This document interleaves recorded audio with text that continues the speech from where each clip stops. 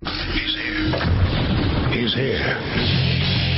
Now, broadcasting from the underground command post, deep in the bowels of a hidden bunker, somewhere under the brick and steel of a nondescript building, we've once again made contact with our leader, Mark Levin.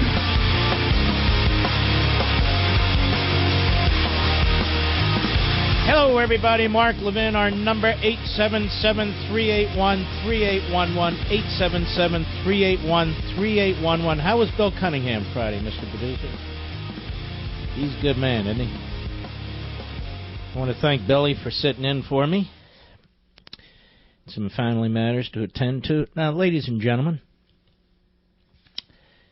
obviously, we're going to spend part of the program on the breaking news with respect to intelligence activities against Trump. There's really four things going on here. An investigation of Russia and its interference in the election. An investigation in many ways triggered by the Democrats involving Russia and the Trump world. There should be an investigation, Trump is right, about Russia and the Clinton world. And we have an investigation. Apparently John McCain and Lindsey Graham and the Senate Republicans aren't interested in it, but the rest of us are. In the Obama administration, the politicization of intelligence and law enforcement. There was a time in my lifetime, you young folks may not know about this, when the media cared about civil liberties and abuse of power by government. But that time is apparently past. It'll be 5 weeks this Thursday when I did the radio show that launched so much of this. And on Passover, when I'm not here on April 10th, we will play that program as a best of. I had no idea how big this was, but it's big. It's big. I just pulled together newspaper articles. Newspaper articles where the people doing the leaks, the people gathering the intelligence and law enforcement information thought they were doing hit after hit after hit on Trump, Trump surrogates, the Trump transition team, the president himself once he got sworn in and so forth. But I looked at it differently as a former as a former chief of staff to Attorney General Ed Meese in the Reagan administration. And I said, these leaks are unbelievable. I have never seen anything like this in my life. And I served under Reagan for 8 years. And I served in one of the highest positions in the Justice Department. I was in a perch of a position to see so much, and I never remember anything like this. Leaks about FISA court meetings or affidavits. Leaks about agencies and departments involved in collecting information. Leaks about information. Leaks about changes in the NSA rule, 12333. Then there were more leaks.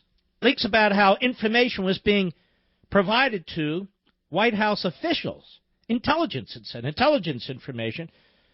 And those officials, in turn, were spreading it around the government.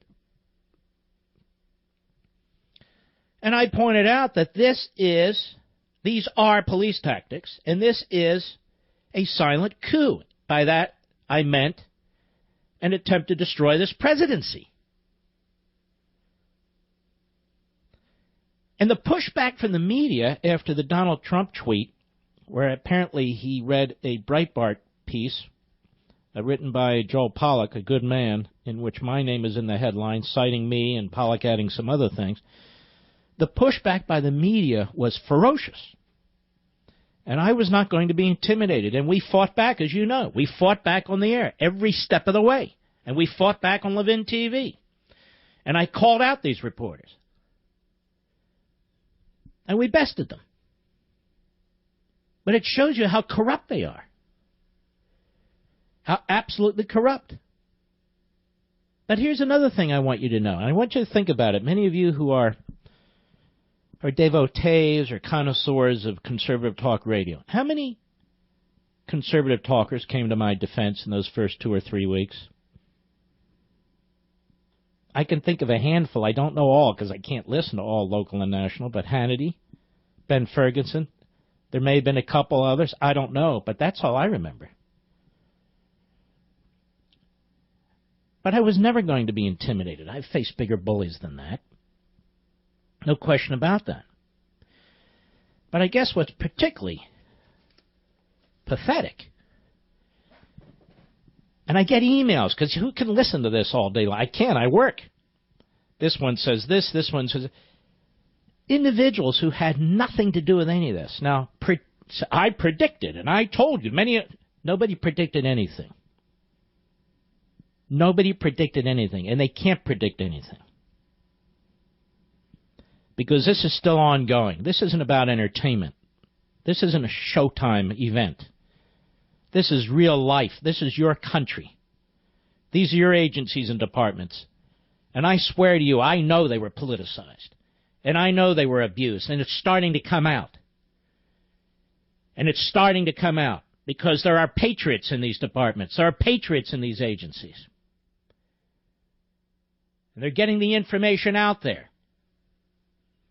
And I'm embarrassed by John McCain and Lindsey Graham and Mitch McConnell and Burr and the other Republicans on the Senate side. Slow to act, more concerned about bipartisanship than they are about getting to the truth.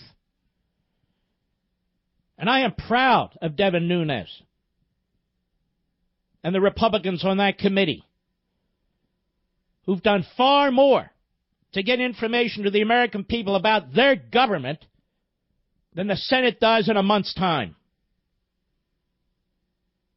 And there are real reporters. Now you can tell who the real reporters are. Real reporters, real outlets, real platforms who are trying to get to the bottom of this. And there is a bottom to get to, ladies and gentlemen.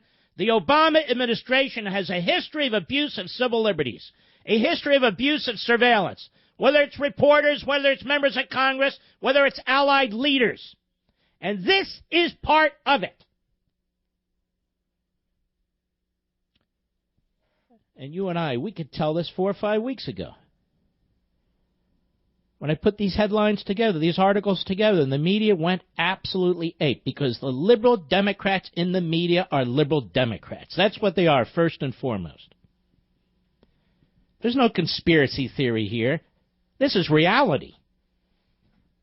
This is a fact. They talk on and on about the Russian interference with our elections. I think that is a unequivocal fact that the Russians tried to interfere with our elections, just as they try to interfere with other operations of our government, just as they try to interfere in the private sector and steal information from corporations, from retail databases with your names on it. Same with the Chinese and the North Koreans and the Iranians. It's cyber warfare. There's no question about it. But that's different than saying that they succeeded in defeating Hillary and electing Donald Trump. That is a smear. It is a lie for which there is not a scintilla of evidence. None. And there will never be a scintilla of evidence. Because you and I weren't influenced. We voted. Not because Vladimir Putin is a thug, but because we didn't want Hillary to be president or whatever the reason. Well, we have Adam Housley coming up, who broke a big story on Fox, and he will be followed by Eli Lake, who broke a big story at Bloomberg, to continue to close the circle in what I consider a huge scandal. We'll be right back. Mark Levin.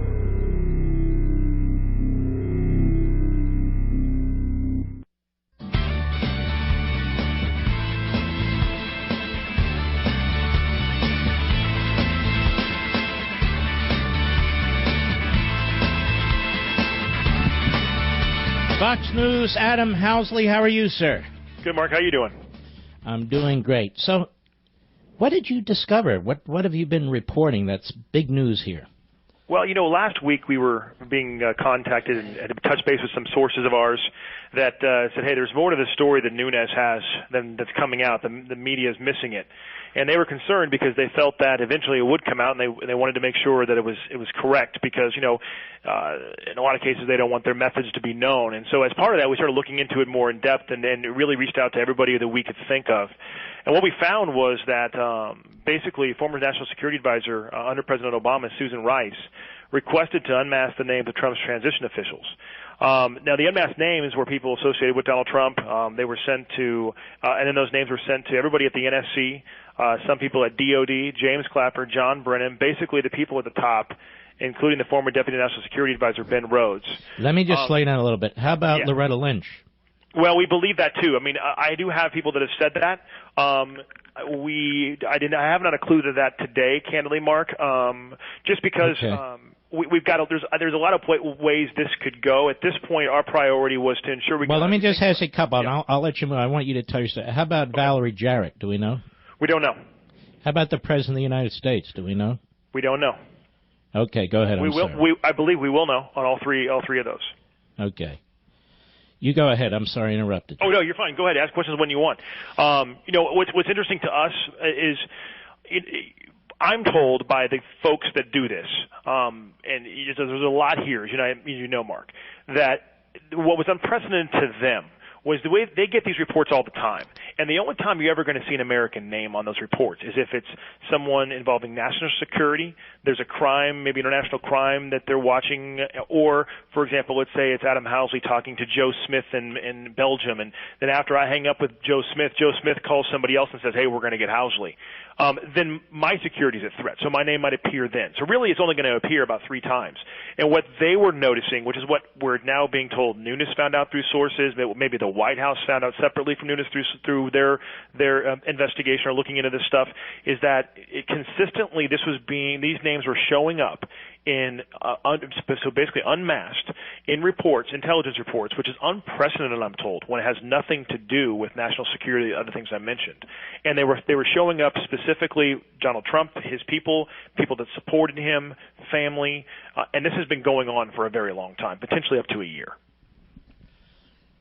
This is you know what amazes me about this, Adam Housley, is that I've been checking other media sources throughout the day, and it's either downplayed or ignored. When I was a young guy and I worked at Justice and I was chief of staff to an attorney general, this kind of stuff would have been headline news everywhere. I mean, don't you agree? I mean, yeah. As someone who's been in the journalism for 20 years,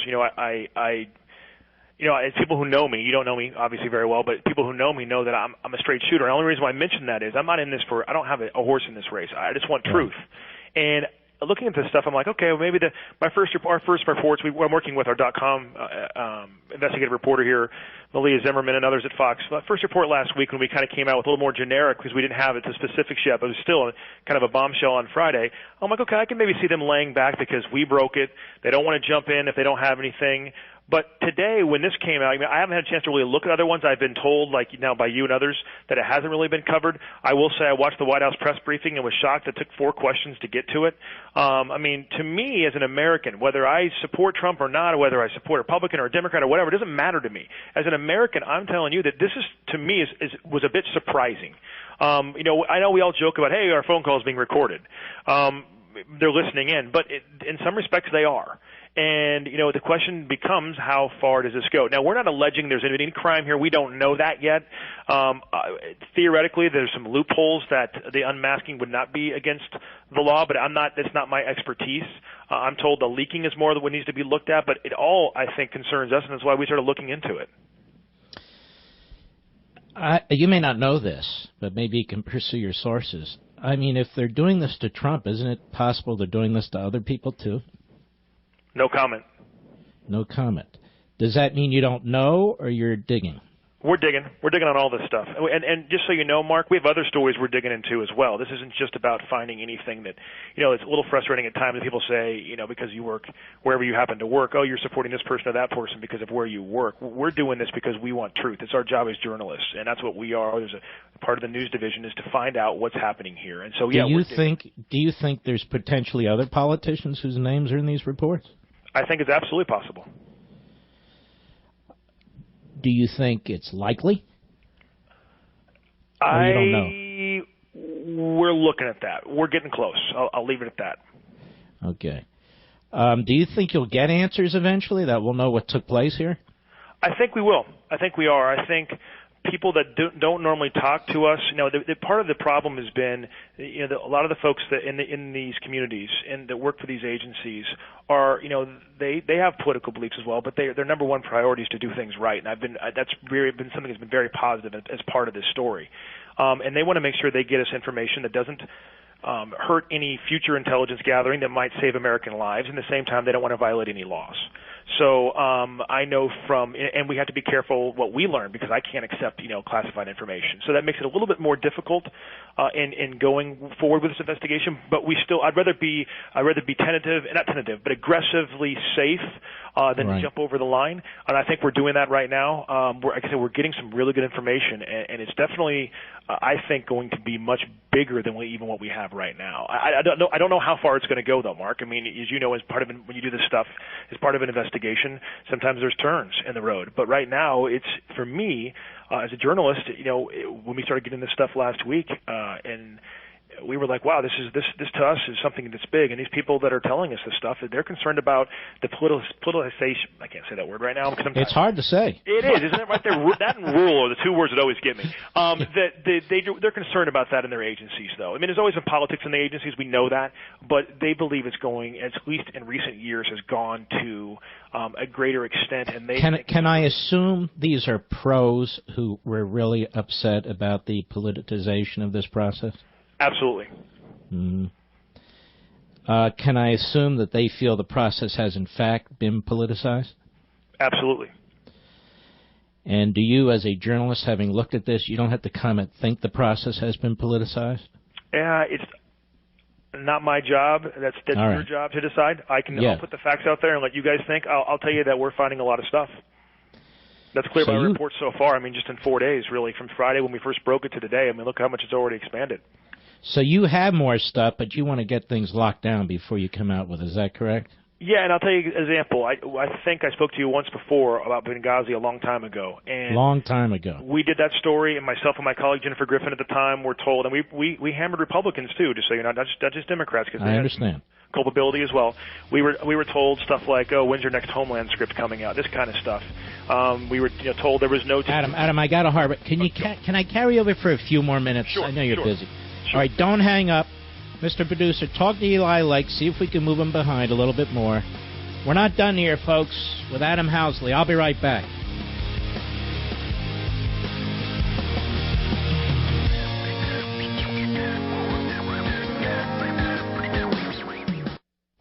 Housley, and I appreciate it. He's with the Fox News Channel that he has held over for us. He's an award-winning journalist, by the way. He's the real deal. Adam Housley, you reported that this has been going on for a year or so. Can you explain that? Well, our guys, and we have multiple people, I mean, especially something like this, you have to make sure that we have a lot just because of the nature of this day and age. They insist, everybody, other sources are reporting it went on since, depending on you look at May, June, July, somewhere in there.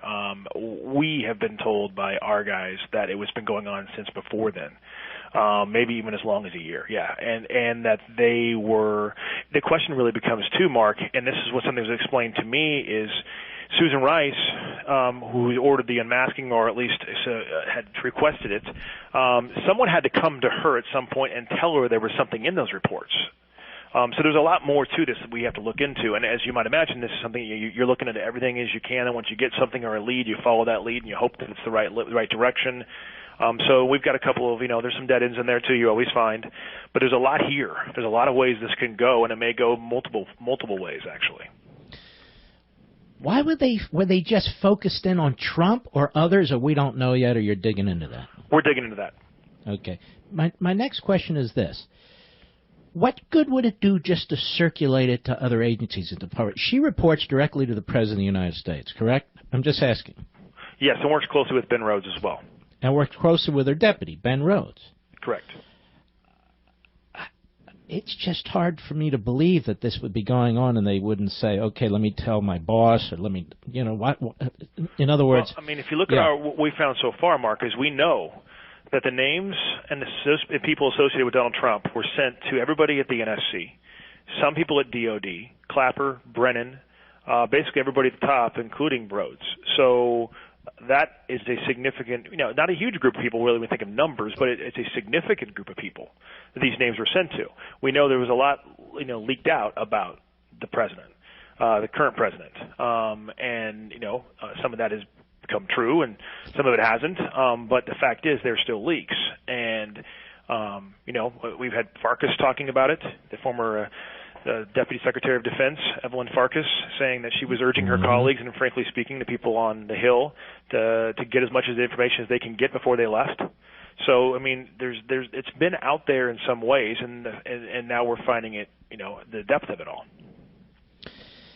And as far as you know right now, it has nothing to do with Russia? Isn't it possible that it has something to do with everything at some point? Maybe. I mean, our folks have told us, and then we went to some Hill sources we have that were not Nunes, and they say the same thing, that what they've seen so far did not involve Russia. So there'd be absolutely no reason to do any of this. Except for politics. Except for politics. Potentially. And it doesn't do any good for politics unless people at these agencies or people at the White House intended to get it beyond these agencies in the White House. That's what's going through my mind. In other words, you go to all the trouble to do the unmasking, to do the circulating. You want it out. That's the whole goal, isn't it? Well, that's what we're going to find out. Yeah. Our goal here, is again not to have Donald Trump tweet about our story or the Republicans to go out and say, "Look what we Fox News found." I could care less who this helps. I care about truth. And that's the same thing that happened with Benghazi. We spoke about how many ever years ago that was. The idea here is to find out what's going wrong. And what the frustrating part for me, Mark, as a correspondent and as a reporter who's been doing this for some time, is that it seems like we have, there are a lot of folks in these agencies that I speak to, military as well as on Capitol Hill.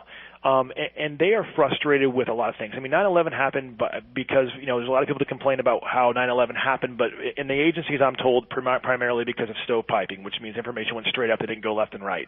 That was a significant problem. It's more than that now. And, you have agencies that have major internal problems, guys not getting along, with each other, and politics getting involved in it. And I think that you're starting to see now folks doing the best they can to try to get some of this information out to help make their agencies better, hopefully in the long run, by getting this out into the public domain, but without, obviously harming American intelligence. But American intelligence is getting out anyway. Look what WikiLeaks has been releasing. So, it's a situation we're in a very turbulent time, to say the least. All right, let me ask you this. Do we know if the information, I mentioned the Attorney General, do we know if the information went to the FBI, Mr. Comey, or the FBI? I can tell you this: the FBI, I've been told, has been stonewalling was the word that was given to me. The Congressional Committee. The Congressional Committee on this issue, they've been stonewalling? They've been making it difficult. They've been slow rolling, I'm told. The word was they've been slow rolling Nunes, and that's one reason why he had to go to the White House. And I think that was one of the things that upset some of these guys was the original reporting was it sounded like he was going to the president and doing all this, but I'm told that he knew about this since January, and these are from people in the industry. So let's slow down. So he would have known about it before Trump was even inaugurated. I don't know that. I know he knew about it since January. I'm not sure if it was before inauguration or after inauguration. Okay. We knew about it before Trump's tweet in March. Yeah. Where he claimed he was being wiretapped, which hasn't really been, at this point, proven correct. But in the sense of Nunes, we know he knew in January. And we know that for weeks he tried to get the information and was slow-rolled, was the quote, by one of my sources. Slow-rolled, another one said stonewalled, and the agencies weren't giving him access. And so, like other chairmen, he went to the SCIF, which is the secure area at the old Eisenhower office building, I'm told, at the White House, which on the White House grounds, so not at the White House proper, where chairmen have gone in the past. You can access this raw intelligence, and that's what he did. Adam, can I explain something to the public as well about what you just talked, the SCIF? Many, many years ago, during the Iran-Contra matter, when I was representing Attorney General Meese, I was out of the government, he was out of the government, and there was secret litigation going on because it was under the independent counsel statute, and I was the chief lawyer for Landmark representing the Attorney General, the former Attorney General. And I had filed a request with the court to have access to all the 6E information. That is information, grand jury information is what I'm trying to say, and it couldn't be public. I had to go to the special SCIF or vault in the basement of the Department of Justice to read it. So this is not unusual. So when the chairman of the committee goes to the White House or whatever it is, the reason is they do not want that information leaving that facility or leaving that location. Exactly. In fact, I saw some reporters on Friday after we broke the story that were, why didn't they just, actually before that, prior to that even, saying, why didn't they just, the sources, why didn't they just bring the information to you? And, you do any research, go to the Internet, type into Google, and it will very easily say that is against, I can't take information off my computer on a flash drive at Fox. So I'm pretty sure that in an intelligence agency, someone who takes something is not allowed, A, and B, if they do, they're going to be known right away. So that's not really a viable option. Now, you're going to come under attack at some point, right? Sure, if it's for the, but I grew up in this, it may sound corny, as the old adage, if you tell them the truth, it's all you can do. So I've done nothing wrong. We've done nothing wrong. They came under attack under Benghazi and said we were making, Homeland scripts, among other things, and every single thing that myself, my colleague Jennifer Griffin, what I can speak to, every single thing we reported, which were significant breaks in that story, have all come true. Every single one. And I believe that that's going to continue with this story because we've done our homework, we've background, we've done, gosh, I can tell you how many hours on the phone, everything, different ways we communicate. Just be careful. You might be surveilled yourself. I'm sure, let me ask you. Sure we are. let me ask you this: is anyone going to try and speak to Valerie Jarrett or McDonough, I believe his name was, the chief of staff for the former president of the United States, and ask him what, if anything, they knew about these things? We've been reaching out. We've been making phone calls. I have people I work with that, unfortunately, I've been on the air a lot, so I haven't had a chance to make very many phone calls myself today. But the folks I work with very closely, including our .com reporter who's been helping me on this, I know she's reached out. We so far haven't gotten a response, but we're going to continue to do that. Mm-hmm. And this is well, you don't have to comment on this, but when you see what happened to your colleague James Rosen, when you see what happened to AP, when you see what happened to the New York Times reporter, when you see the different things that the Obama administration did, which was quite different from past administrations, it's a concerning pattern, isn't it? Well, reporters have been messed with before, not just with, I can't give my opinion necessarily on what's happened prior to. Obviously, I know James real well, and that was, what he dealt with was ridiculous. I can tell you that we were told, and I'm not sure if it was politically motivated or not, someone who didn't want the information to get out, told back doing Benghazi, hey, be careful about accepting papers, even if you don't know what they are. If they turned out to be classified, you can be prosecuted. And that came from someone on the inside. So, we have to really watch our back. It's unfortunate because, the idea here is not, if you want to go after guys, go after the guys that are making stuff up. Go after guys that are doing this for politics. Go after guys that are just not necessarily telling the truth. They're asking, questions that are clearly loaded. We're not trying to do that. We're not trying to protect anybody. We're not trying to, validate anybody. We're trying to make sure that that as Americans we follow the law, that our government follows the law, we tell the truth, and that we report the truth. That's the idea with the journalists that I work with. Well, Adam Housley, you're doing a great job. And I really do appreciate the fact that you're going to keep pressing this, because I believe there is a bottom to this, and I don't think we've come anywhere close to it, quite frankly. I think there's more to come. All right. Thank you, sir. God bless. Thank you. All right. Be well. Well, what do you think of that, Mr. Producer? I think it's amazing. And I couldn't be happier that there's more digging going on by a real journalist. Because this stunk early on. I'm just telling you, folks, it's not because I'm a radio guy and a commentator and a TV guy and so forth. It's because of my many years of experience at the Justice Department. I wasn't in the criminal division, but I saw enough and I knew enough, and most things would come through me and go to the Attorney General of the United States. And the repetitive leaks, the type of leaks related to the Russia part of the Trump-Russia investigation was, holy mackerel, what the hell is this?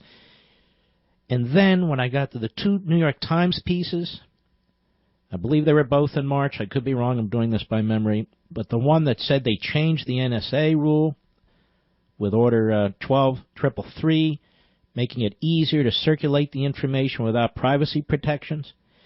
And then another New York Times piece that said that White House officials, quote-unquote, had the intelligence information or intelligence information and was circulating it through other departments and agencies because they were concerned it might be destroyed or whatever. What in the world is this? Then, of course, when you put it together, a scenario, a rational, logical scenario, and you say, these are police state tactics. These are police state tactics aimed at harming the new president of the United States, the incoming president, the campaign of Donald Trump and so forth. There may be others, too. Who knows? All of it. What are you, conspiracy kook? Oh, you must be a hack. Oh, no. You know what? You and the media, you've destroyed yourselves 10 times over. You've destroyed yourselves 10 times over. That's why your ratings are lower than Saddam Hussein on his worst day in America. I'll be right back. Mark Levin.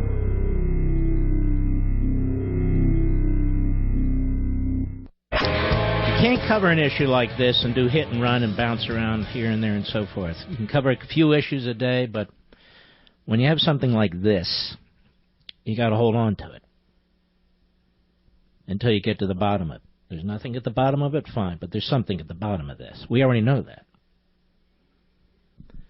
Just call me a skeptic. I cannot believe that Susan Rice would not be aware of information going into these intel reports, spreading around the government, and then for some odd reason keeping it from Barack Obama and maybe even Hillary Clinton. I don't know.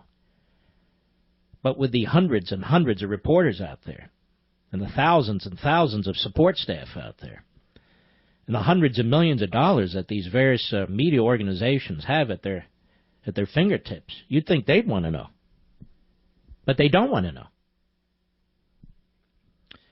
There's a key reason I endorse Blindster.com instead of any other window treatment company. That's blindster.com, by the way. Yes, they have a huge selection of custom blind shutters and shades. Yes, their prices are rock bottom. Yes, I love their exclusive fit or free guarantee. Owner Kyle Cox is so certain that you can measure and install your own custom blinds that if for any reason they don't fit, even if you messed up, Blindster will replace them for free. You only pay shipping. But here's the real heart of Blindster. Even though they sell millions of window treatments, they're more like your neighborhood mom and pop store and small family-owned businesses that are the backbone of America. I'm proud to partner with Blindster because Kyle takes such great care of you. You, my beloved audience, you get 35% off with promo code MARK at checkout. 35% off with promo MARK. You can use a tape measure and a screwdriver. You can install the highest quality custom shade shutters and blinds. Visit my friends at Blindster.com. That's blindster.com. Use promo code MARK and get 35% off. Now, Eli Lake has graciously agreed to wait till the next hour, so I'm not interrupting him in mid-sentence as we go to the hard break at the top of the hour. But he has breaking news, too. How much time do I have, Rich? In the meantime, let's see if I have enough time to play this. I don't think I do. Do I have enough time to play Susan Rice? Let's play Susan Rice on March 22nd, 2017 on PBS. Go. I began by asking about the allegations leveled today by House Intelligence Committee Chairman Devin Nunes that Trump transition officials, including the president, may have been swept up in surveillance of foreigners at the end of the Obama administration. I know nothing about this. I was surprised to see reports from Chairman Nunes on that count today. I mean, let's back up and recall where we have been. The President of the United States accused his predecessor, President Obama, of wiretapping Trump Tower during the campaign. Nothing of the sort occurred, and we've heard that confirmed by the director of the FBI, who also pointed out that no president, no White House can order the surveillance of another American citizen. All right, stop. And she goes on about that. That's fine. She wasn't asked about that. I learned a long time ago as a lawyer, when somebody answers question B, when you've asked them question A, there's a problem. But let's go back to the beginning of her response. Let's go back to the question and the beginning of her response, Mr. Producer. Go. I began by asking about the allegations leveled today by House Intelligence Committee Chairman Devin Nunes that Trump transition officials, including the president, may have been swept up in surveillance of foreigners at the end of the Obama administration. I know nothing about this. I was surprised to see reports from Chairman Nunes on that count today. I mean, all right, stop. That's the key. I'm not taking anything out of context. She rambles on about something she's not asked. But this is the key. I know nothing about this. I was surprised to see reports from Chairman Nunes on that count today. I know nothing about it. When in fact, according to these reports, she knew everything about it. According to these reports, she was the one who unmasked the names. Am I right, Mr. Producer? Yes. So who are we to believe now? Her, given her Benghazi serial lies? I mean, she lied more on a Sunday than anybody I've ever heard of before. She went to so many shows. And now she says first she's heard about this. I know nothing about this. I was surprised to see reports from Chairman Nunes on that count today. That's March 22nd. Today is April 3rd. We've got a lot more. I'll be right back.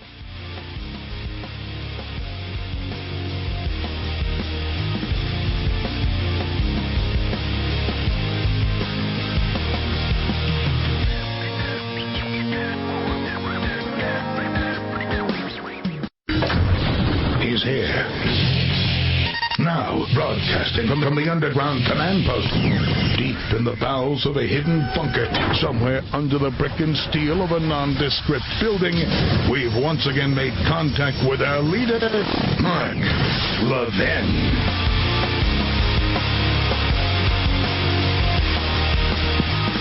Hello, everybody. Mark Levin here. Our number, 877-381-3811, 877-381-3811. We now have my friend Eli Lake. Maybe I shouldn't have said that. That'll get him in trouble. From Bloomberg News. Eli, how are you, sir? Thanks so much for having me on the show. Well, it's my pleasure. You know, we're big followers of yours here. And so you had a breaking story this morning, too, that deals with these intel reports. What did you report? Well, what I reported was that one of the big mysteries is sort of, what is Devin Nunes getting at when he's talking about unmasking and things like that? And what he was getting at is that Susan Rice requested the identities of the U.S. persons in raw intelligence reports on dozens of occasions during this transition period that were connected to the Trump transition. And this was something that was discovered in a review of the policy for what's known as unmasking those names from these raw intercept reports. And they found these anomalies with Susan Rice's requests. And that was then sent to the general counsel's office at the White House after this was discovered. And now it is in the process of being shared with the Senate and the House Intelligence Committees. And it all raises a lot of really important questions about exactly what was the intelligence purpose that Susan Rice was seeking in a lot of these reports, because as Devin Nunes had said from the beginning of the story, these things had nothing to do with Russia.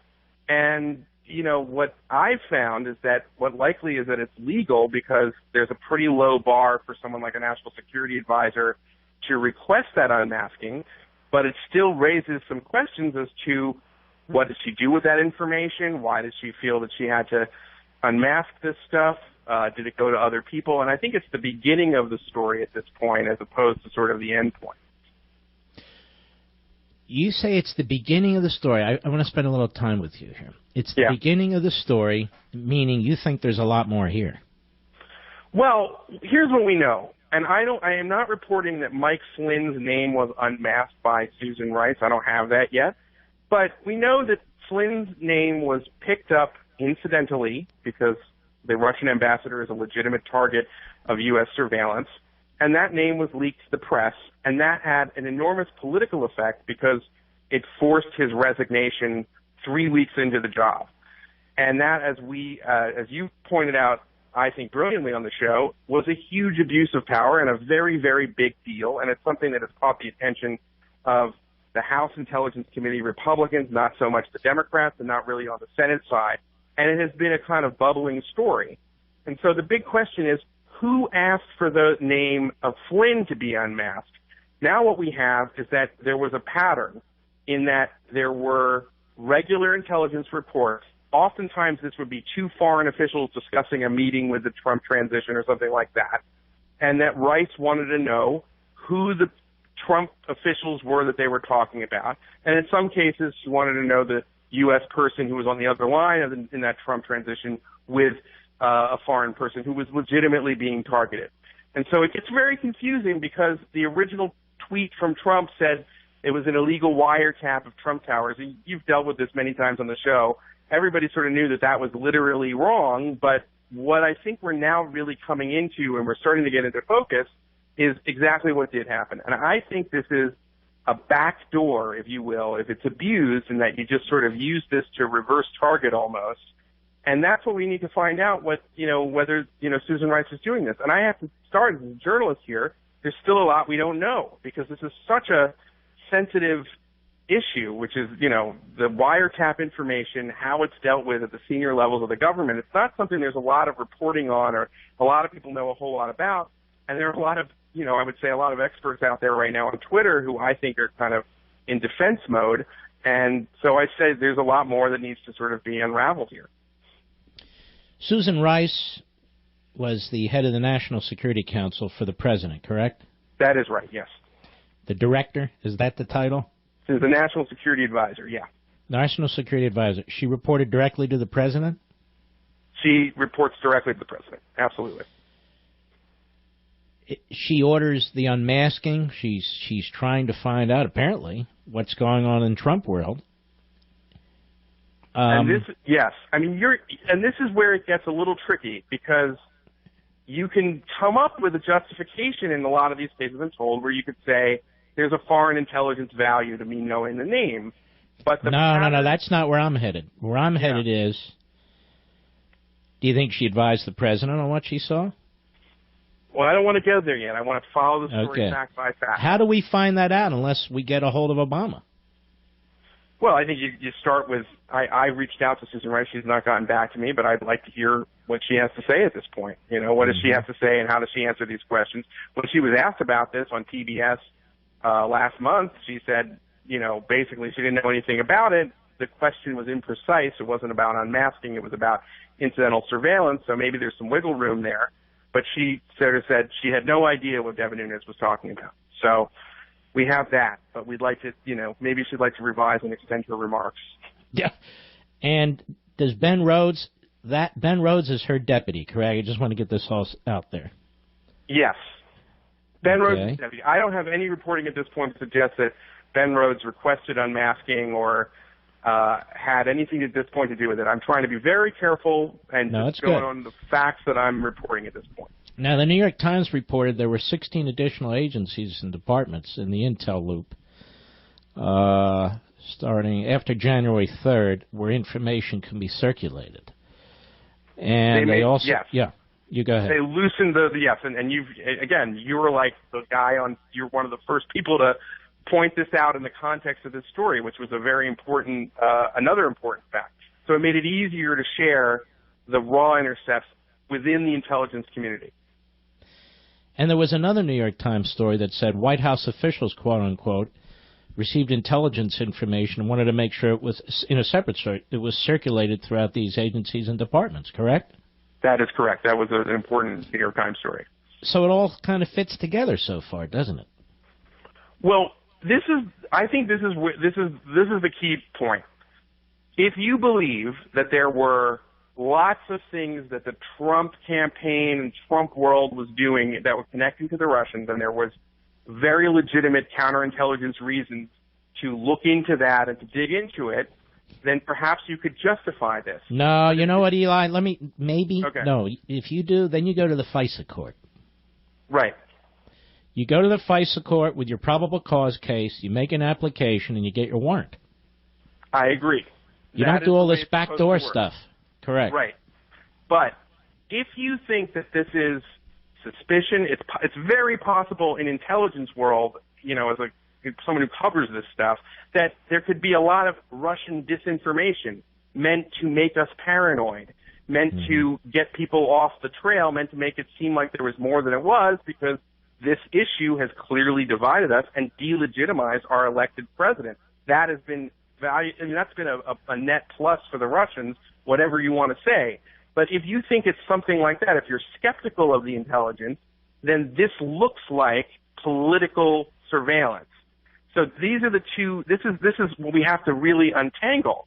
But the key thing that the fact that I keep coming back to is that if this didn't have anything to do with Russia and it was just about meetings, in general, or plans to, approach different countries that had nothing to do with Russia, then what was Susan Rice trying to find out the U.S. persons here, and what was that about? And was this stuff shared with other Democrats? Was this used in some way politically? We don't know the answers to that, which is why I think we're at the beginning of the story. Yeah, and in the latter case, it would make sense, would it, not to tell other people? Because that's the whole point, isn't it? Yes, if that's the trail. If that's what's going on. But, I think the other part of this is that we have not really had that much pressure to try to tighten up these rules and how we use this information that the government collects. And maybe this will spur reforms. I think that's something that certainly Chairman Devin Nunes is going to be looking at this point, and I would imagine a lot of other Republicans are looking at that, saying we got to make sure this kind of thing doesn't happen. Because the scandal may very well be that Obama was doing this, not just by, and you pointed this out too, about this was an issue with surveillance of the Israelis and members of Congress who were caught up during the Iran deal fight, which is also very political, but you could argue it both ways. But the point here is that, let's make sure this kind of thing doesn't happen again. And I am amazed that Democrats are not taking this issue more seriously, because if they think that Trump is the authoritarian they keep saying, then what's to stop Trump from doing to them what Obama did to the Trump transition? It's just something that doesn't make any sense to me, why they are dismissing it and saying it's conspiracy theory and hokum. It doesn't make any sense at all. Now, people keep saying this doesn't break the law. Well, let me try something on you. Okay. If you're supposed to go to the FISA court, if you want to surveil an American citizen, and you have to have probable cause, and instead you have a pattern of, rather than going to the FISA court, but using this indirect, backdoor, whatever you call it, this incidental information, and yet you use it over and over again. Let me suggest to you that is a pattern of criminality. That is, in other words, yeah, you go ahead. And I've asked about this, and one of the problems that people on the left who have a problem with these laws say is that the protections against what you're describing, which is called reverse targeting, are so weak that it's very easy to circumvent it, particularly if you're a senior person like Susan Rice, a national security advisor. So I agree with you that would suggest a sort of pattern, but at least in recent years, it appears that the Obama administration has been kind of proceeding as if all of this was allowed. And I'd like to find out the full extent of it. Was it, we know of the Israelis, it looks like they did this with the Trump transition. What other stuff did they unmask and get that probably, sort of circumventing the FISA in this particular case? I'd really like to know that. Is this a pattern? How far does this go back? They did it with the Israelis. They did it with members of Congress.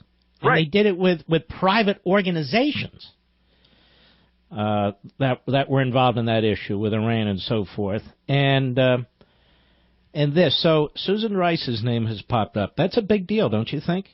I think it's a very big deal. And this is different than the normal scenario that you would talk about, which is you have, say, an FBI investigator, they see a transcript, they realize they need to find out who that U.S. person is because it's relevant to a case. That's different. This is somebody who's very political. This is a political appointee, very close to President Obama, a member of the Democratic Party, and we know from her tweets that, she is part of, or she takes the view of the resistance to the Trump administration. I mean, she said some terrible things very early on in the Trump presidency about Steve Bannon, and we can criticize or not criticize, but the point is, I think she called him a fascist or something like that. But the point is that this is stuff that's getting into, yes, she is the appointee, but she's a very political person, and that's where I think it gets dangerous. And the New York Times articles talked about White House officials, plural, didn't it? Yes. Plural. And that makes sense, again, because if you're the assistant to the president for national security, the national security advisor, and you're unmasking and you're sending it to other departments and so forth, as I said, you'll look into this and others will try and get answers too. I don't think I keep it secret from my direct boss. Why would I? He can know whatever you want to tell him. I mean, you're raising a good question. I just want to make sure. I mean, I don't have any information on that. But I agree with you that is a fair question to ask at this point. All right, my friend. Keep it up. Good reporting. We just need to get to the bottom of this. Can I just ask you a question? Yes, if this I'm was innocent. The George W. Bush administration doing this to the Obama transition, do you think there would be a minute where we didn't hear about this everywhere? No, I think it would be over for the Republicans, for Bush. I think the Republicans in Congress would be attacking Bush too. I mean, this is quite remarkable. I mean, I'm a conservative, but I'm a civil libertarian too. I believe in individual liberty. And when I look at this, and this is why 4 or 5 weeks ago, I jumped into this myself. Just looking at these headlines, I said, I have never seen leaks like this. I've never seen stories like this coming out of the intelligence, field and so forth. And it's one after another. Then Flynn goes. Then there's a leak on Sessions, and I was wondering, and maybe it's out there, where the hell did that one come from? And that's when I said, you know what? I want to address something a little differently here. I want to address what I see as police state tactics. Now, people don't have to agree with me or not, but it was just a different view of what was taking place. That's all. Yeah, I know. I was listening to those shows. I remember. All right, Eli. Well, thank you, sir. Take care of yourself. Thank you. You too. All right. He's a great reporter, Eli Lake. He's been at this for a while now. We'll be right back. Mark Levin.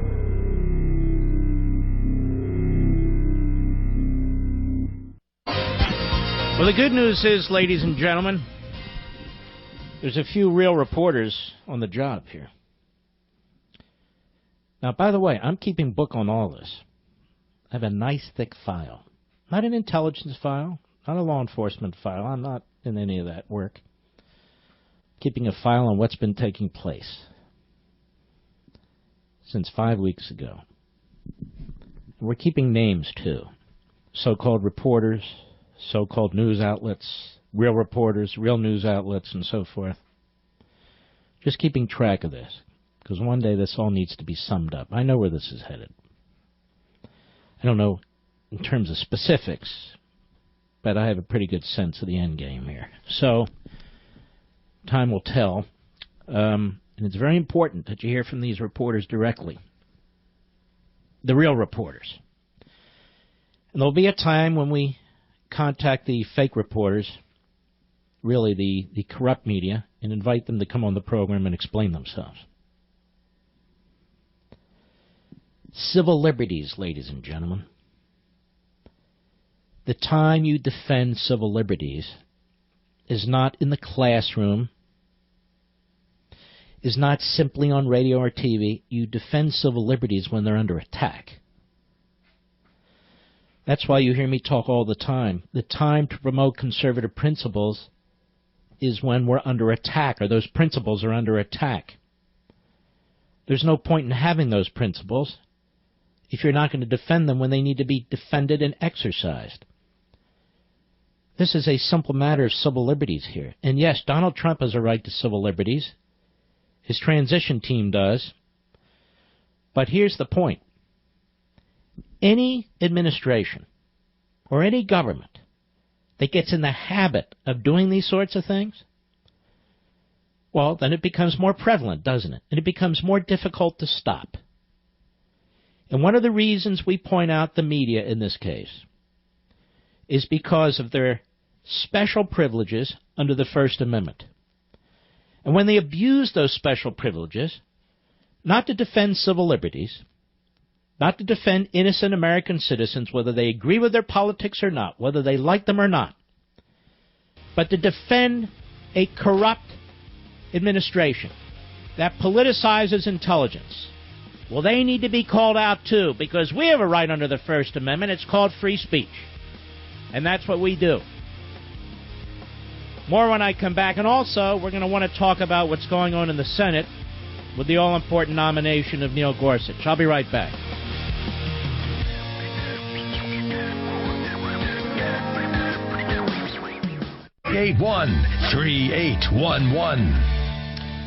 If it's determined that Susan Rice, the National Security Advisor to the President, or one of the other senior officials reported by Adam Housley, told the President of the United States about these unmaskings, about these intel reports involving Trump, his family, the transition team, and so forth and so on, you watch how the media will change the narrative. It'll be, so what? Of course the President needs to know these things.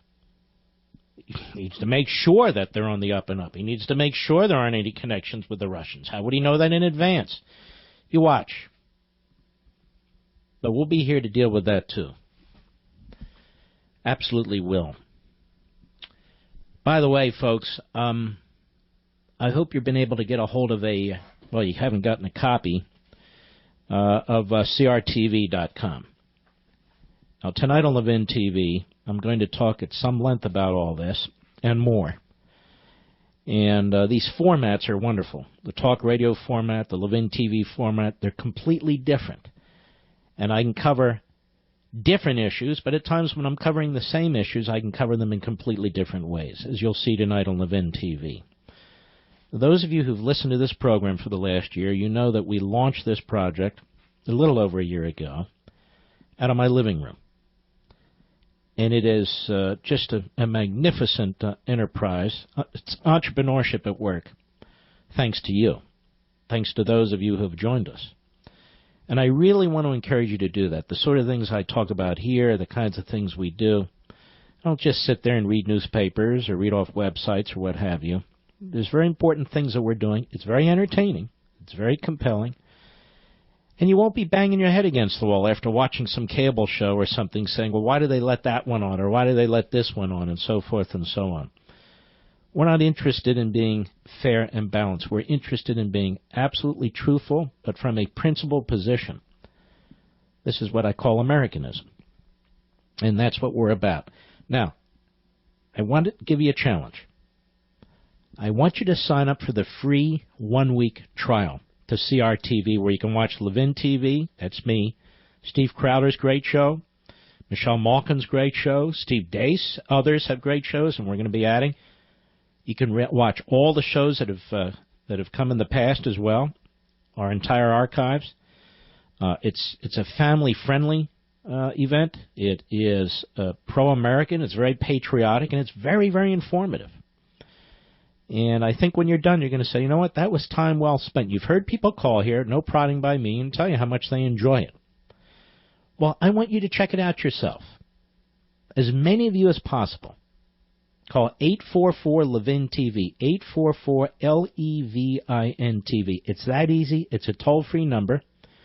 And get your one-week free trial. Just watch it for 7 days and draw your own conclusions. It can't hurt. There's no risk. There's no obligation. Nothing. Free. And then you'll see. And you'll also see the kind of investment that we've made in the quality of the programming, the studios, everything from the audio to the lighting. We have magnificent professional crews that have worked all over the country. They've worked sports, they've worked entertainment, and so forth and so on. But we are committed to this project as long as you are. And I will do it as long as you want us to do it. So it's 844-LEVIN-TV for your 1 week free trial. You can also give it as a gift. So I hope you'll check it out. And if you're a veteran, you're in the military, law enforcement, or a firefighter, you can watch it for 7 days, see if you like it, and then if you sign up, you get 30% off. You get $30 off. I just got my cable bill. My cable bill is like $230 a month. CRTV for all the programming is $99 for the entire year. That's like $8 or $9 a month. And not only that, as I said, if you're a vet or in the military or in law enforcement or firefighting, you get $30 off. You just can't beat it for what we're trying to do, and I hope you'll check it out. We can't afford to buy a cable channel. I mean, we don't have $1 billion. We can't afford to buy a satellite channel. We don't have $1 billion. But we have you, and we can do this and grow it our way and use cutting-edge technology, too. So last time, 844-LEVIN-TV. Check it out. I know you'll like it. And by the way, I know it's a little ways away. I know it's July 4th, Independence Day. But you should strongly consider pre-ordering your copy of Rediscovering Americanism. And the subtitle is, And the Tyranny of Progressivism. This is, I think, my best book. And I'm pretty tough on myself. I'm pretty darn tough on myself. But I think this is my best book. I sent it in to my publisher. My editor is a vice president and a senior editor, and he's edited all my books. And editing meaning he's gone through them, and we go back and forth. And he said the same thing. He said, holy mackerel. Well, I say holy mackerel. He said, wow, I think this is your best book. So do I. And I wrote it for you. I already know what's in it. So I hope you'll check it out. Give it as a gift. But you can pre-order it at a substantial discount. I think it's 34%, 38%, whatever it is, on Amazon.com. It's Rediscovering Americanism.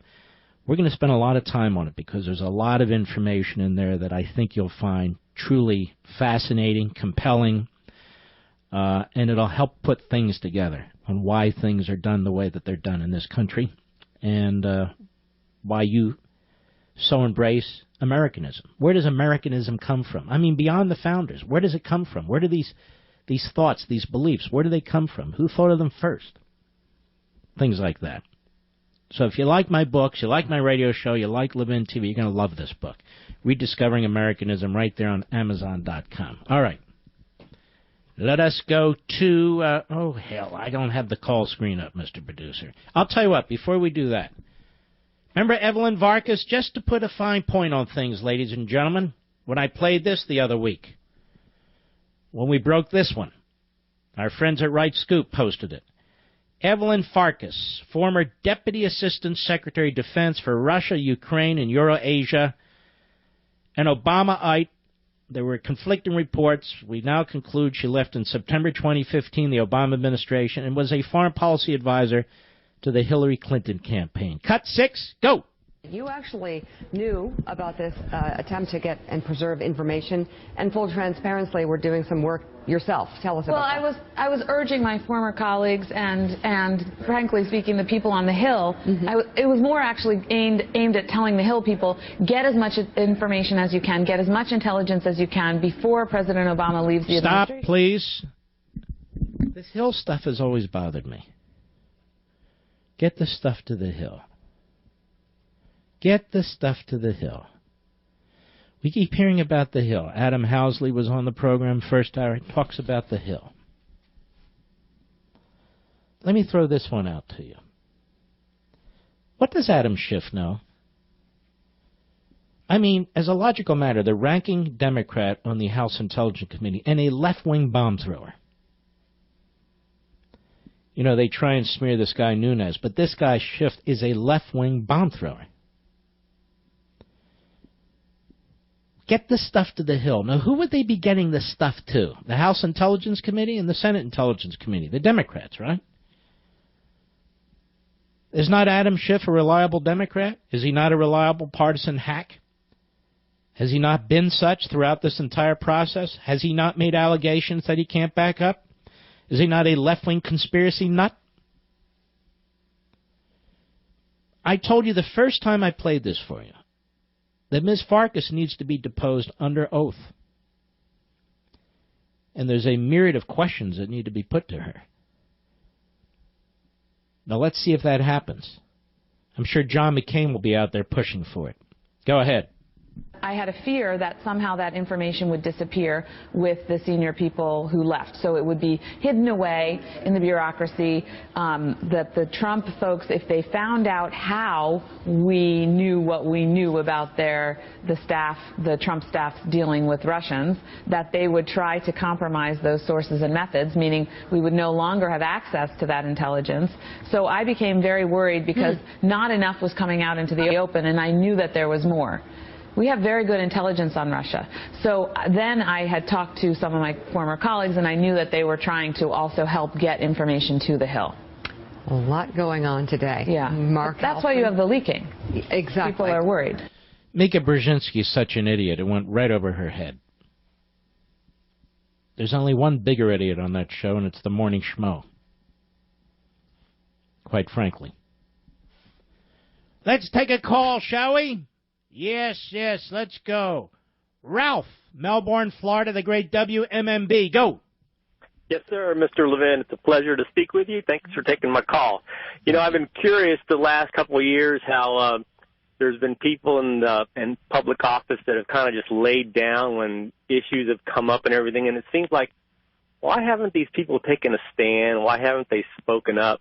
You know, I'm thinking now it's because old Chicago-style politics has been in play. Well, here's the thing. We can't really go there because we have zero evidence of that. I want to stick with what we have. Don't you think that's big enough? Well, I know it's big enough. It's huge. I think it's massive. You have an incoming administration. Housley's reporting this has been going on for a year or so.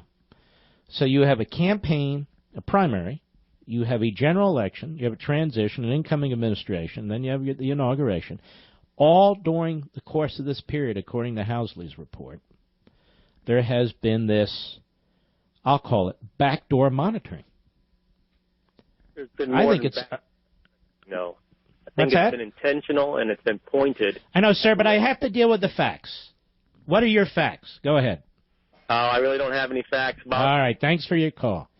I'm not interested in the mind games. We have so much information on the table right now that's so solid.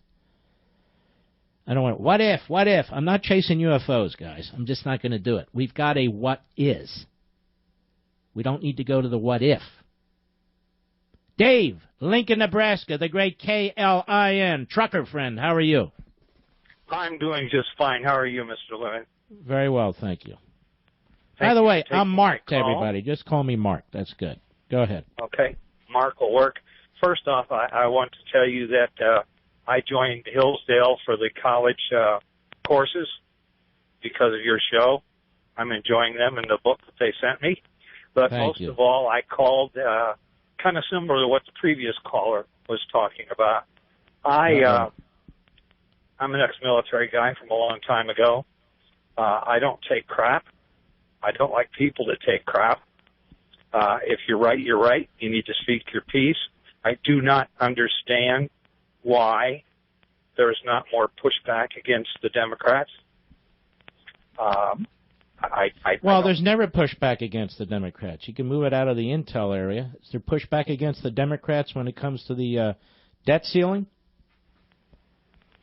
No, because these Republicans are not conservatives. They're not.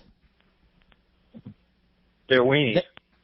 I don't even know what I mean, you know, we should be on the offense. We should be moving a liberty agenda. We should be peeling back centralized government. We should be turning Obamacare inside out. We should be doing all these things, and we're not. And by the way, to my great, disappointment, on this Obamacare, what I call RhinoCare now, repeal in name only, I mean, Donald Trump is side with the establishment against the Freedom Caucus. Is that not disappointing? That's tremendously disappointing. I mean, we should be on offense here. You take your hits now. You're in control. Well, if you're not going to do it now, when the hell are you going to do it? You know, I don't know, Mark. It's kind of like we've got the big army sitting up on top of all three sides of the hill. We got the little army come marching on through. You're telling me we're more McClellan and less Grant. No, it's disheartening to me to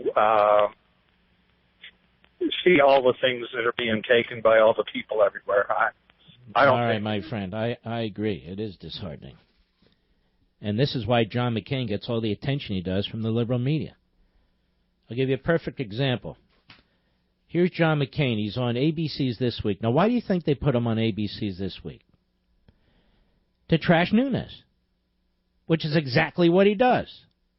Cut 9, hat tip, Breitbart. Go. This is obviously a schism between Republican and Democrat, let alone the bizarre fashion with which all of this happened. If we're really going to get to the bottom of these things, it's got to be done in a bipartisan fashion. And as far as I could tell, Congressman Nunes killed that. Let me tell you something, pal. Congressman Nunes has done more to reveal what's been going on here than you ever could. Because you become a media hound. And you're in love with the media. You're in love with the liberal media. You're in love with hearing yourself. You're in love with seeing yourself. You're in love with your name in the media. Because otherwise you're irrelevant. You're irrelevant. The only real legislation you ever pushed, well, actually I'm wrong, 2 pieces. Disasters. McCain-Feingold, an attack on the First Amendment, and the Gang of Eight, an attack on American sovereignty when it comes to the issue of immigration. Other than that, I can't think of a damn thing. Except that ethics scandal, the name of which escapes me right now. But you're in love with the liberal media, and they're in love with you. Because you give them what they want. Constant attacks on Republicans who dare to step up. Same way you did with Ted Cruz. You trashed Ted Cruz. Even during the general election, you trashed Donald Trump. Oh, the Keating Five, that's right. All right, I got to take a break. I'll be right back. Mark Levin.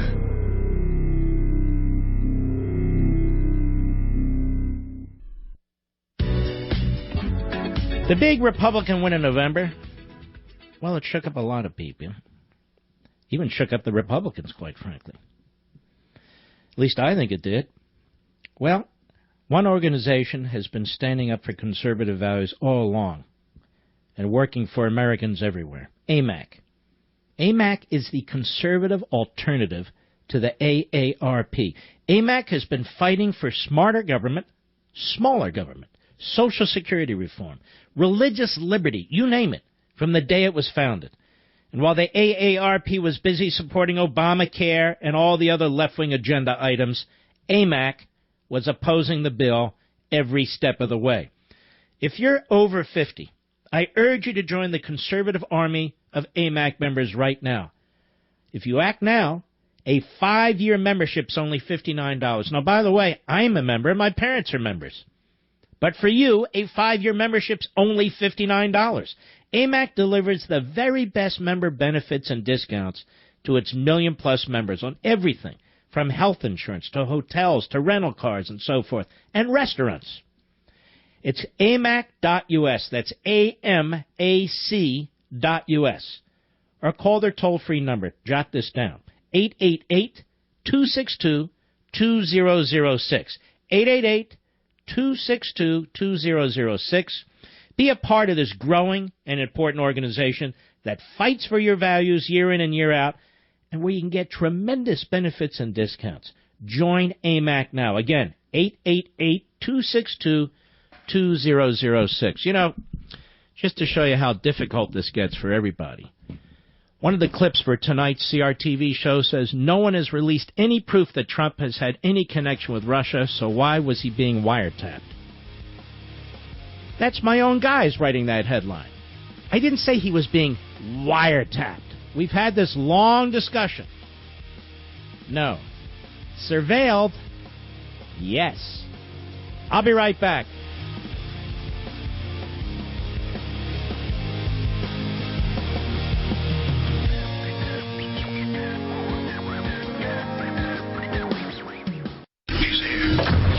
He's here. Now, broadcasting from the underground command post, deep in the bowels of a hidden bunker, somewhere under the brick and steel of a nondescript building, we've once again made contact with our leader, Mark Levin.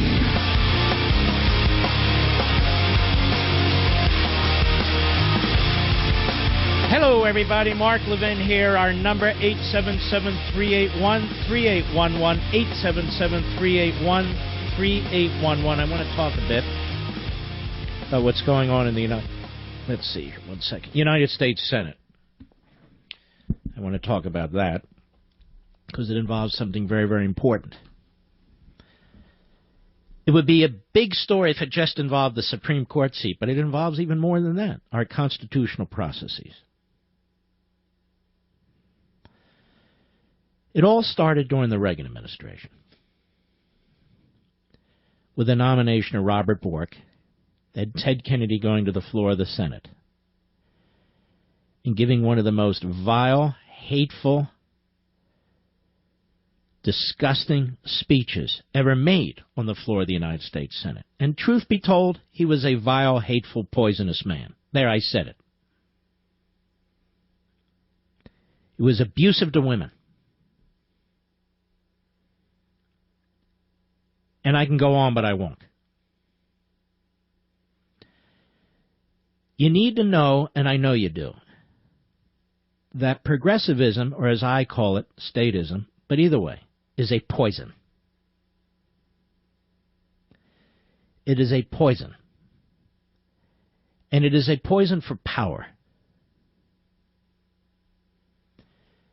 And you'll learn all about it and a heck of a lot more in Rediscovering Americanism. But I want to stay on this. The leftists decided, the statists decided, more than 100 years ago, that the key institution that would be used to alter the American landscape, the constitutional landscape, the American culture of rugged individualism, the American psychology of freedom, would be the courts. First, you needed an all-powerful president, and then you needed an all-powerful president who would change the judiciary. And that's exactly what happened. In big chunks, starting in the 1900s, the early 1900s, and then in a massive leap with Franklin Roosevelt. And it's never stopped. Now that brings us to today in the United States Senate. There is a man in the United States Senate who is as indecent as you can imagine. He is a smear merchant. But he is an aggressive, radical statist. And that's Chuck Schumer. The filibuster was never used against appellate court judges as a tool that is seriatim, one after another after another. But it was the Chuck Schumer strategy to stop George W. Bush from putting highly qualified constitutional originalists on the appellate courts. It was Chuck Schumer and his mentality that led to the effort to destroy Clarence Thomas. But one nominee after another was stopped under George W. Bush because the Democrats believe that the judiciary belongs to them. And unfortunately, in many respects, they're right because they've succeeded. 40% of the federal court is now populated by Obama appointees. And their goal is to limit as many appointees as Trump can possibly make. And you see why. You see what happened in the Ninth Circuit Court of Schlemiels with the three circuit judges. You see what's happening with other Obama appointees in Hawaii and Maryland and so forth. They violate separation of powers. They violate the Supremacy Clause, in fact, as I think about it, when it comes to these phony claims by these cities. They manufacture standing when these plaintiffs don't even have standing to be in court in the first place. And then they rewrite, they claim to support precedent, but they rewrite Supreme Court precedent in order to stop Trump's rational, temporary slowing or even ban of refugees from 6 mostly Muslim countries. So, they want the courts. This is where they advance their social agenda. The court nationalizes cultural issues, whether it's marriage, abortion, what have you, prayer. The court now controls all those issues because we, the people, are too stupid. We're too stupid in our neighborhoods and communities. We're too stupid in our states. We're too stupid as a people to make decisions for ourselves of that sort. So we need basically a judicial Politburo to make those decisions for us. And they want to control the Politburo. Because controlling the Politburo controls the people. And the Supreme Court, well, that's the most powerful one in the land, as you well know. And so we've now reached a point where even filling what we call the Scalia seat, and you can never fill the Scalia seat because Scalia is one in a generation or more. But even filling that seat with a decent constitutional originalist, I don't know how he'll turn out. Now, that has to be stopped. Now, they've come up with a myriad of excuses. Well, you know, Merrick Garland wasn't voted on. No, and he shouldn't have been. Because the idea that you nominate with less than a year in your presidency somebody during the course of a presidential election, that's not done either. But Obama did it because he wanted to pack the court. He got his 2 justices in, but he wanted more. Because that's the way Obama rolls. That's the way he rolls. But it's Chuck Schumer who started this when it comes to the appellate courts and the George W. Bush administration. So then the Republicans started to do some of that to them on the appellate courts during the Obama administration. Then Schumer had another idea. His idea was, okay, and he and Harry Reid set off the so-called nuclear option. What is the nuclear option? Well, that you can't filibuster circuit court appointees. They can go through with a mere majority. So having used the filibuster to stop Bush appointments, they then eliminate the filibuster to allow Obama appointments. This is the poison of progressivism. Having said to George W. Bush, Biden said it, Kerry said it, Obama said it, among others, you damn well, and Schumer, you damn well better not nominate somebody in the last year, actually it was more than a year, of your administration, because they won't get a hearing. Well, the Republicans did the same when Obama really violated tradition and did it anyway. And now, the Democrats are going to use the filibuster like it's never been used in American history. Again, Schumer, against a Supreme Court nominee who is highly qualified, and to stop him because they think they disagree with him. That's the only reason. That has never been done before. A filibuster was used against, I've told you this story before, Abe Fortas, because he was both corrupt and unethical. It has never been used against another Supreme Court nominee. It has never been used against a Supreme Court nominee simply because a party disagrees with their view of judging.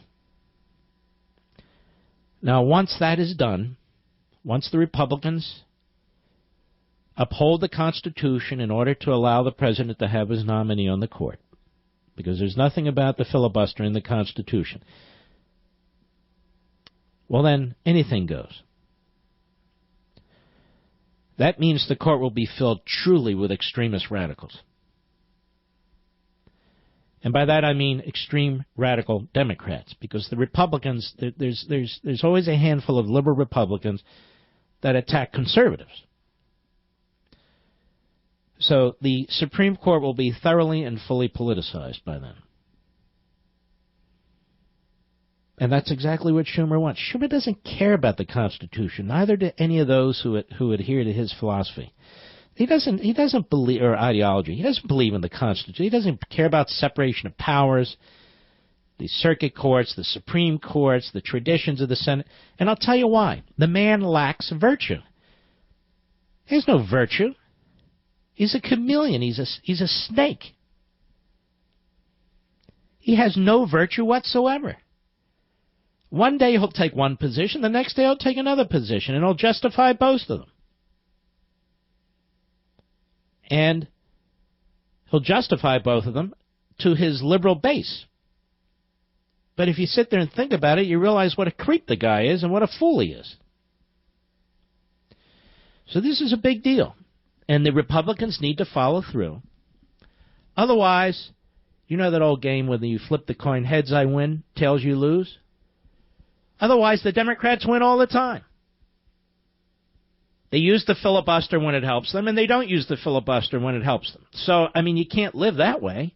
The rules have to apply to everybody. They have to apply to everybody. Now, you'll remember, early on after the election of Donald Trump, the Democrats said he was illegitimate because he only won the Electoral College, not the popular vote. Of course, it's California if you count that. But that said, and we do, he's a legitimate president. You win the presidency by the Electoral College. Every president has won the presidency by the Electoral College, not the popular vote. But it didn't matter. They said the popular vote is what matters. The popular vote, not the Electoral College. And yet, I'm the only one who's brought up, this might be the 5th or 10th time over the course of several months, that what is the filibuster? Is that the popular vote? No. It's not at all. It's not even in the Constitution like the Electoral College. So you have more Republican senators than Democrat senators. So you have 52 Republican senators. You've got, You got 46 Democrats, one communist, and another who pretends to be an independent but is a Democrat hack, something like that. But it's 52 to 48. Now they say 41 of us should be able to stop. Of course it's 41 of us. Well, what happened to the popular will? Doesn't matter anymore. What happened to the popular vote? Doesn't matter anymore. Doesn't matter. The popular vote only matters if we win with the popular vote. Otherwise, we support minority rule, where we don't have the popular vote. And we only support precedent if we agree with the precedent. I thought it was hilarious, in a sick way, listening to the buffoonish Dianne Frankenfeinstein talking about precedent. And she was talking about the living and breathing Constitution and precedent. Well, which is it? Is it precedent or the living and breathing Constitution? Well, she never quite explained it. Because Roe versus Wade, according to her, is black letter law forever chiseled into our Constitution, even though it's not anywhere in the Constitution. But that can never change. On the other hand, anything she disagrees with, that's either in the Constitution or as a matter of precedent, needs to change because the country's changing, society changes, and it's living and breathing. You get it? These are very dangerous people. Now, while we embrace tradition and institutions and a belief system and try to remain rational and consistent and apply our principles of liberty and family and faith and country, they just don't give a damn, do they? No, they don't. I'll be right back. Mark Levin.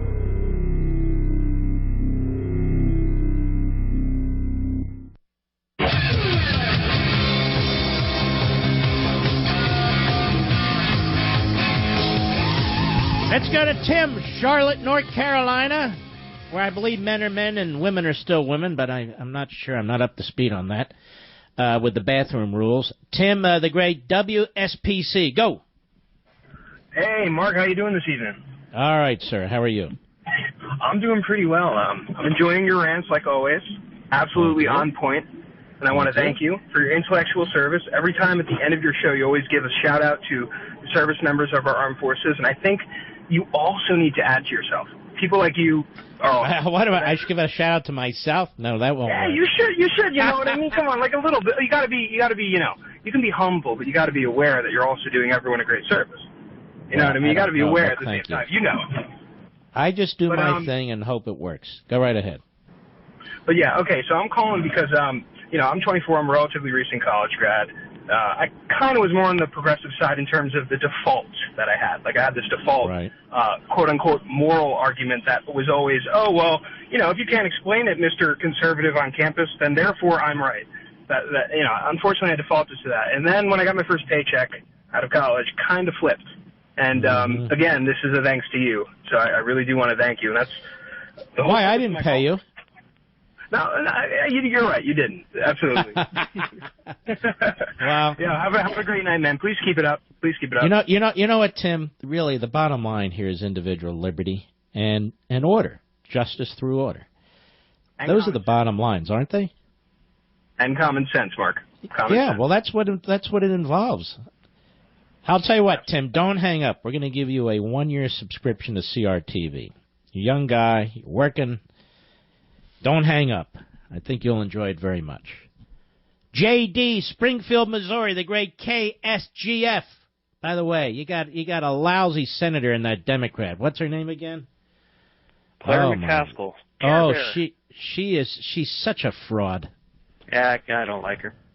But unfortunately, they don't listen to me, so. All right, you're on. Hey, I am a longtime listener, and I love you to death. Listen to your show all the time, and I just got to say, what the last caller said, I agree 100%. You do a great service to everybody. So, thank you. The thing that I wanted to bring up, and I listen to you, and you know I catch other things here and there, but I'm waiting for somebody to stand up and ask the media why they're so focused on any possible connection Trump has to Russia when they completely ignored and disregarded known connections of Obama to Bill Ayers, Jeremiah Wright, Weather Underground, and all that. It's a great point. And by the way, they ignore all the connections to Russia by the Clintons. It's because the media are frauds. That's why. They just are. They're filled with a bunch of left-wing kooks. Thank you, my friend. 3811. Ah, interesting. Ed Henry of Fox News. He says that Reince Priebus and Steve Bannon were kind of on the bubble there because of the pulling of the vote on Rhino Care, because one or both had told Trump that he had the votes. I'm guessing it's Priebus. Or could get the votes. That might be Bannon. But in either case. And so the attacks on the Freedom Caucus started. So some of these inside guys, I don't know who, but I bet Priebus among them, started to turn their guns on the conservatives in order to protect themselves because Trump is very ticked off. Very interesting. By the way, this Jared Kushner. Jared Kushner. What is it? Kushner? I apologize. Jared Kushner. Let's see. He's in charge of the Middle East. He's off to Iraq. He's involved with Trump and China. Apparently, he's pushing to keep the Paris Agreement that Obama made. Obviously, he backs his wife on the family leave stuff that they're pushing. I have nothing personally against the man. I met him and Ivanka at an event that a lot of people were at, quite frankly. And I don't go to a lot of events. It couldn't have been nicer, both of them. Wonderful, beautiful children, too. But he's a liberal Democrat from New York City. I mean, I have no problem with him being from New York City, but he's a liberal Democrat, and liberal Democrats from New York City are the worst. Sorry, it's true. I've dealt with him my whole life. So this is problematic. And then they got another guy in there, Gary Cohn, I think it's C-O-H-N. Was like the number 2 guy at Goldman Sachs. You don't know under the Trump regime whether to love Goldman Sachs or hate Goldman Sachs.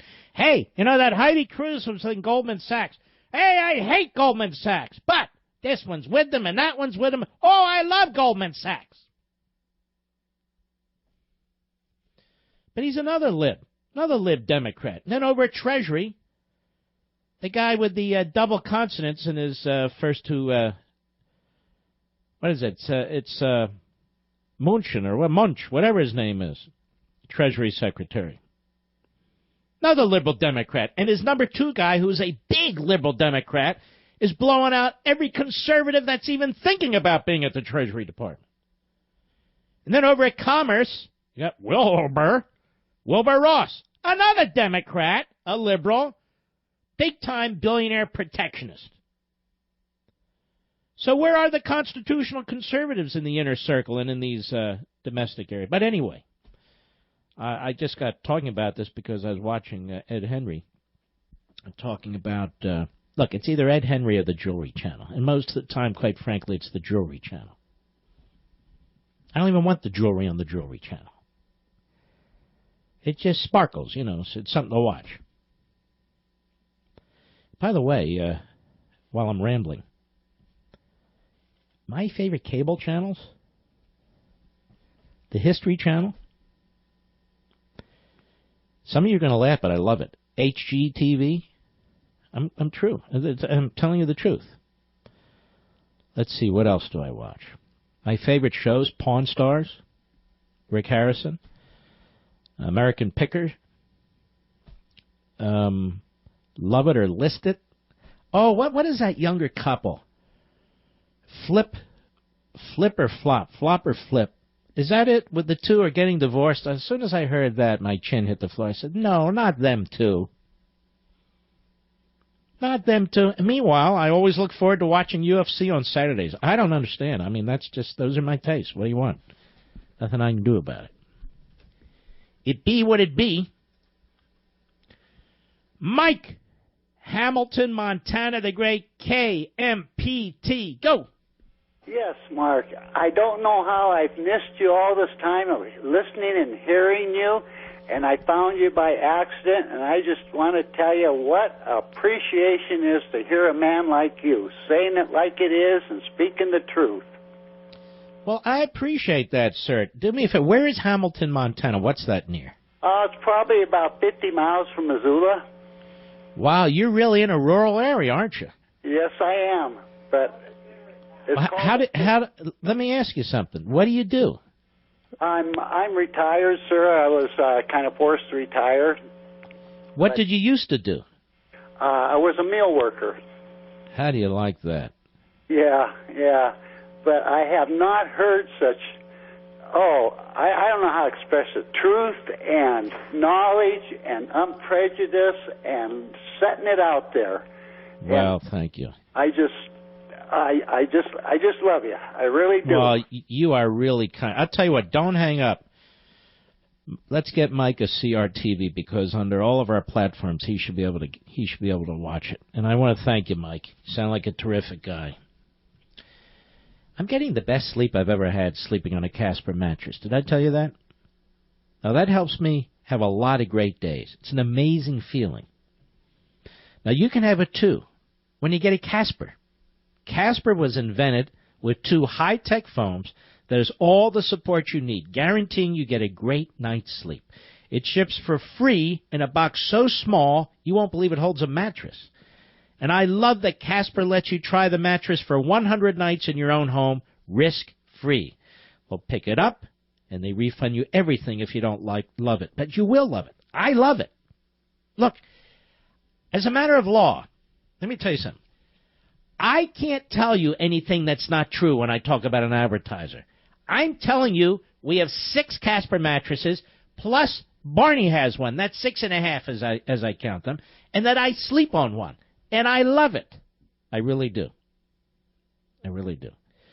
Now, from its breakthrough design to its packaging to trying it for 100 nights, it's no wonder Casper was named one of Fast Company's 50 best innovative brands of 2017. Sleeping on a mattress is the best way to try it. I mean, sleeping on it in your home, not lying on it for 3 minutes at a strip mall in a store where 14 people are looking at you. That doesn't fly.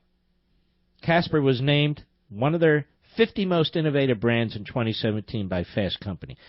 So, get a Casper. Go to Casper.com, use code MARK, and get $50 towards the purchase of your mattress. That's Casper.com, code MARK, $50 towards the purchase of your mattress.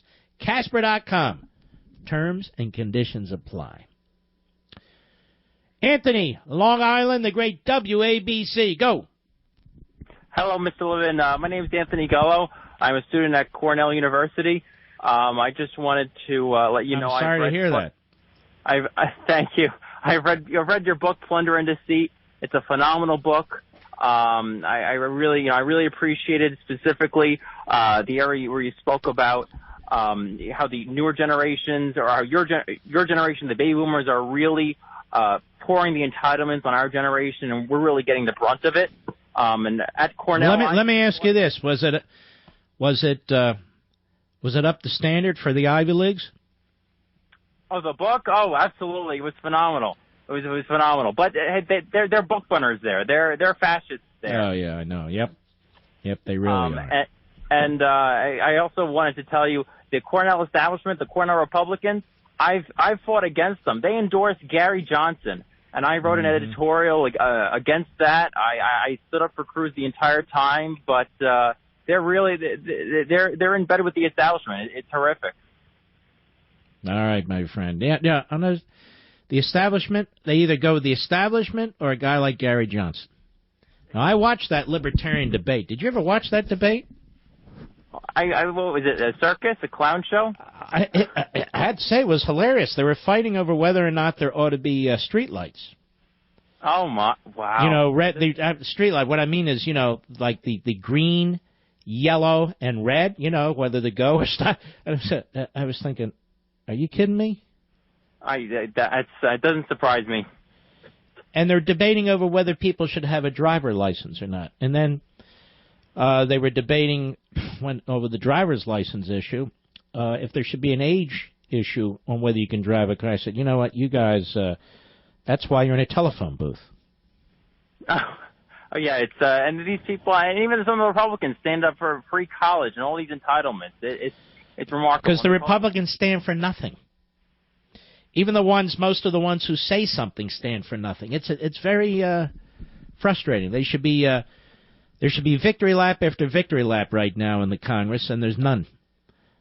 All right, my friend, I appreciate your call. I'm glad you liked the book. That is a great book. It really is, Plunder and Deceit. No brag, just fact. Let's continue. There's way too many people who are liking me tonight. What's happened to the hateful stalker Klansman guys? Now, I know you're out there. Derek, Vallejo, California, Sirius Satellite, go. Mr. Levin, thank you for taking my call. Yes, sir. Just had a quick question. I've been asking people this, and nobody can give me an answer. Why would the Democrat Party push the Russian narrative on Trump when they know what they were doing under the Obama administration was against the law? It makes no sense. Well, I'm not sure all the Democrats know about this. They are now. Well, Schumer knows about it. Of course he does. I mean, there's guys, there's people. Pelosi knows about it. I mean, they're powerful. Well, maybe they're doing that to divert attention then. From what? What are they trying to? From what? Listen. Let's see how all this happened. How did this happen? This Nunes thing. He says he learned about it in January, and I believe him. Okay. 5 weeks ago, I decided these reports coming out, whether it's Russia, not Russia, but it was Russia at the time, but the other articles were even broader from the New York Times. The issue were the police tactics. The issue was the Obama administration. It doesn't mean the left is smart. It means they're diabolical.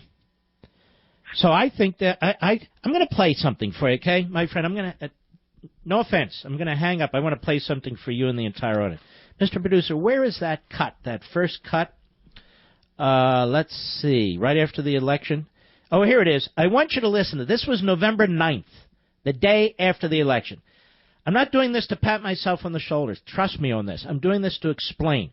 Cut 4, go. Personnel is crucial. Crucial. For judges, for the administration, in the bureaucracy, because let me tell you what Trump's going to be facing in his people. He's going to be facing the most radical personnel in every department and agency, many of whom squirreled into these civil service positions, who are political, who came off the Hill or somewhere else. And they are going to spend their time stabbing Trump appointees in the back, trying to undermine their agenda, sabotaging them, leaking to their friends in the media, and now you know with fingerprint evidence, with DNA evidence, how corrupt the media are. And these Obama-ites squirreled into the bureaucracy, whether it's the Civil Rights Division of the Justice Department or the Bureau of Land Management over there at the Interior Department, or you name it, or elementary and secondary education at the Education Department. They will leak the stuff to the media. They'll try to build controversies, provocations. Nobody knows better. Nobody knows better how to set up these Soviet-type trial committee hearings than Chuck Schumer, even in the minority. So they're going to need some people who've been through this, some people who've seen this and have dealt with it effectively. I don't know where all the Reagan guys are. We know if they're invited. That's old school. Most successful Republican administration since Coolidge. And they don't even tap into the knowledge. It's just incredible to me. No, we're outsiders. We only listen to Mitch McConnell and Chris Christie and Rudy, and, we're outsiders. But anyway, this is serious. That's the sort of thing they're going to face. All right, I'm live now. So that was the day after the night of the election, where I was pointing out, and I pointed out during the course of the election, we're going to do this, we're going to do this, we're going to do this. And I said, personnel's policy here. And these people have squirreled into the bureaucracy, and you're going to have to reach into the bureaucracy and pull them out. And in some cases, it's very, very difficult and complicated if they've careered themselves, as we used to call it. But you have to rely on some people who've experienced this and been through it, like we did in the Reagan administration. There's not a single person around the president or even near the president who's had any experience in this. And so they're getting chewed up by this.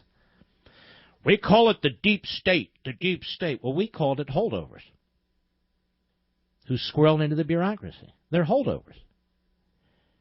You don't need to give it a science fiction title. Oh, it's the deep state. We know exactly what it is.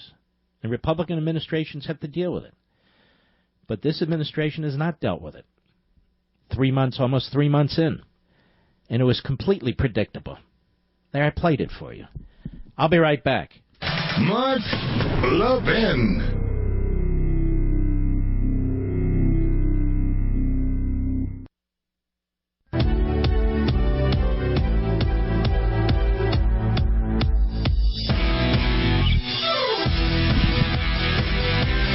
Well, McCain, if the reports are correct, just said that, yes, he will vote to change the rules. Lindsey Graham has said he will, too, so looks like they pretty much have rounded up the kooks.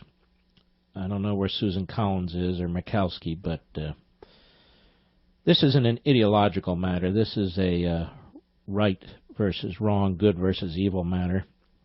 So hopefully there won't be any buckling by any Republicans, because they really can't spare any when it comes to this filibuster rule and getting Gorsuch on the court. And hopefully Gorsuch will be everything they say he is. I'm not saying he won't. Let's just hope he will be. All right. So have you guys heard me talking about the United States Concealed Carry Association? They're my latest discovery when it comes to firearms education, training, and self-defense insurance. They're truly changing the game for responsible gun owners like you and me, preparing us for everything that comes before, during, and after a self-defense shooting. They offer thousands of free training videos and articles, have a critical response team available 24/7, and even deliver concealed carry magazines straight to your front door. Even better, They want to do something special just for my listeners. They want to buy 10 of you give 10 of you $1,500 to buy the gun of your dreams. So which gun will you choose? A custom 1911? A brand new shotgun? Whichever gun you've had your eye on could be yours, thanks to my friends over at the USCCA. Here's how you do it. Just visit defendthem.com to enter for free today. It's that simple. Don't miss your chance to take home the gun of your dreams completely free. Just go to defendthem.com right now to get your name on the entry list. And be sure to check out their membership program. There's truly nothing out there like it. That's defendthem.com, defendthem.com. I wanted to mention, when Julie and I were in Florida last week, my dad had some surgery and it went well, and we were there to see my father and mother, among other things. We went to dinner at a Mexican restaurant, and we met a couple, Carrie and Ray, the nicest people you could ever meet. And I don't mind it when people come up and say hello or they want a signature and so forth, so just know that. They were just as lovely as can be. We took some photos with them. And then we learned that she had stage 4 cancer. And she's a fighter, and it looks like she's going to do okay. But I just wanted to tell them what a pleasure it was to meet them. And that Julie and I really, really enjoyed it. And we wish them all the best, Carrie and Ray. Ladies and gentlemen, we salute our armed forces, police officers, firefighters, and emergency personnel. And I will see you on Levin TV. This is a big Levin TV in 2 minutes. And right here on the radio tomorrow. God bless you.